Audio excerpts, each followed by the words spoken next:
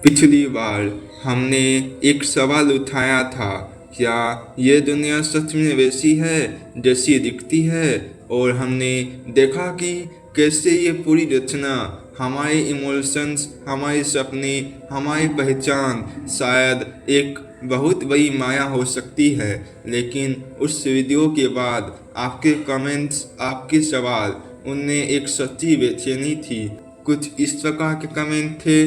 तो किसी ने कहा, अगर पैसे भी माया है तो क्या हम पैसे कमाना छोड़ दें? किसी ने पूछा, अगर परिवार भी माया का हिस्सा है तो क्या उससे दूरी बना ले? और फिर एक ऐसा सवाल आया जिसने मेरे दिल को भी झकझोर दिया, अगर सब कुछ माया है तो क्या हम क्यों जिए? क्या भगवान ने हमें सिर्फ फंसाने के लिए बनाया है? मैं मानता हूँ ये सवाल आसान नहीं है, पर यह सवाल सच के बेहद करीब है। और इसलिए आज की यह बात सिर्फ उत्तर नहीं है, ये तुम्हारे भीतर एक बदलाव की शुरुआत हो सकती है। सबसे पहला सवाल है, मैं मानता हूँ कि भगवान है, लेकिन आम आदमी के लिए इतना मुश्किल रास्ता क्यों? कौन है जिसने इतनी उलझी हुई जिंदगी बनाई? हम न अपने पिछले जन्म को जानते हैं, न अगले का कोई अंदाजा। तो इस जन्म में हम कैसे जानें कि सच्चाई क्या है? हर कोई कहता है प्रभु की स्तुति करो, मतलब उसे रिझाओ, उसे खुश करो ताकि वो खुश होकर हमें कुछ दे। क्यों इतनी अंधेरी राह बनाई? क्यों इतना भ्रम, इतनी पीड़ा, इतने विकल्प? देखो भाई, ईश्वर ने तुम्हें रोबोट नहीं बनाया जो पहले से प्रोग्राम में हो, जिसका हर एक कदम तय हो। ईश्वर ने तुम्हें जागृत आत्मा बनाया, एक ऐसी प्राणी जो सोच सकता है, महसूस कर सकता है और खुद चुन सकता है। अब सवाल है, इतना मुश्किल रास्ता क्यों? क्योंकि जो रास्ता तुम्हारा होता है, जो तुम खुद तलाशते हो, जिसमें गिरते हो, रोते हो, लड़ते हो, उसी में तुम्हारी आत्मा का असली विकास होता है। ईश्वर तुम्हें आज़ादी देता है, पर उस आज़ादी की कीमत जिम्मेदारी।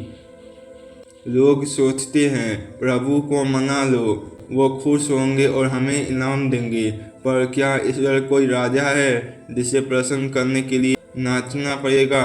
नहीं, वो तो पहले से जानता है तुम्हारी हर भावना, हर आह, हर आंसू। तुम्हें उससे रिझाने की ज़रूरत नहीं, तुम्हें सिर्फ जुड़ने की ज़रूरत है। और जुड़ने का रास्ता सीधा है, सच्चाई से जियो, दूसरों का भला करो और खुद के प्रति ईमानदार रहो।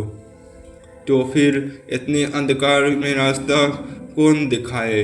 रास्ता कोई दूसरा नहीं दिखाएगा, रास्ता तुम्हारे अंदर से निकलेगा। हर सवाल, हर तकलीफ, हर भ्रम एक प्रकाश बन सकते हैं अगर तुम उनसे भागो नहीं, बल्कि उन्हें गले लगाओ। जिस दिन तुम सवाल पूछने लगते हो, उसी दिन ईश्वर तुम्हें बेहद करीब होता है। तो जब तुम कहते हो मैं उलझन में हूँ और कोई रास्ता नहीं दिखता, तब मैं कहता हूँ ये उलझन ही तुम्हारा रास्ता है, ये बेचैनी ही तुम्हारी सच्ची शुरुआत है। और शायद यही कारण है कि भगवान ने कठिन रास्ता चुना ताकि तुम सच्चे बनो। दूसरा सवाल, सब कुछ माया है का असली मतलब क्या है? बहुत लोग सोचते हैं माया का मतलब दुनिया झूठी है तो सब छोड़ दो, भाग जाओ। नहीं, दुनिया झूठी नहीं है, बस अस्थाई है, टेम्पररी है। पैसा, शरीर, नाम, रिश्ते, दुख, सुख, कामयाब, ये सब है, लेकिन टिकते नहीं हैं। कभी थे, कभी नहीं रहेंगे। तो जो चीज़ें आती जाती है, उन्हें अगर हम ही मान बैठे तो जब वो जाएगी तो हमारा सब कुछ चला जाएगा। माया का मतलब ये है कि हम चीज़ों से बंधते हैं, फिर घुटते हैं, फिर टूटते हैं। माया से भागो नहीं, बस उसे पहचानो। नेक्स्ट सवाल, अगर पैसा माया है तो क्या पैसा कमाना गलत है? बिल्कुल नहीं। पैसा बुरा नहीं है। पैसा ज़रूरत है, खाने के लिए, इलाज करने के लिए, बच्चों की पढ़ाई के लिए, माता पिता की सेवा के लिए। गलत तब होता है जब पैसा उद्देश्य बन जाता है। पैसा एक चाकू की तरह है, उपयोग करो, जीवन काटो, पर खुद को न काट बैठो।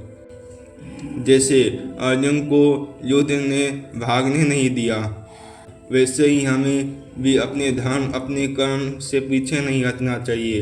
पैसा कमाओ पर उसे अपनी पहचान मत बनाओ। सेवा के लिए पैसा कमाना माया में रहकर भी एक पवित्र कर्म है।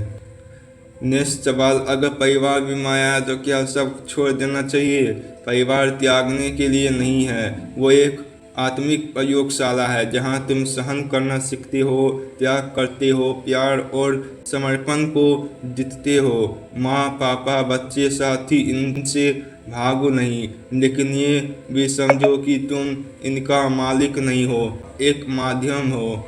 माया में डूबने का मतलब है इन्हें उम्मीदों की जंजीरें बांधना, और माया से ऊपर उठने का मतलब है इनसे प्रेम तो करना, लेकिन स्वार्थ मुक्त होकर।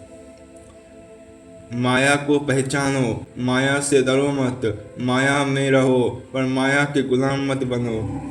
पैसा कमाओ पर लोभ से नहीं, परिवार निभाओ पर कंट्रोल से नहीं, भगवान को याद करो पर डर से नहीं, खुद को जानो पर दिखावे से नहीं।